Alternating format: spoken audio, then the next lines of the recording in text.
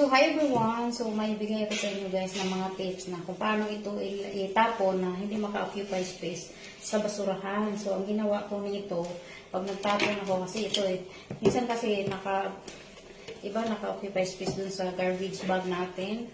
So, ang ginawa ko nito ay pinapalitan ko siya. Pinagalan ko siya para lumiit siya at saka hindi na siya makapag. Ayan, ganyan na siya. Magtatapon kayo ng ganito. So, tanggalan niyo lang yung takip niya. Tanggalin mo siyang siya, ganyan. Tapos, i-press mo lang siya. Palabasin mo yung hangin. Sa baba, ganyan. So, ganyan siya. Ibalik mo siya pagkasi para hindi kumakain ng hangin ulit. So, ayan siya, ganun. Ayan, ganyan. Ganyan lang siya guys. Para nakakatulong din sa basurahan niyo na, yan, maliit na siya, diba? O, kasya na dun sa basurahan natin. So, ito lang gawin niyo guys, madali lang. So, yan ang natutunan ko, bigay ko rin sa inyo para marami tayong ma-chronometer, diba?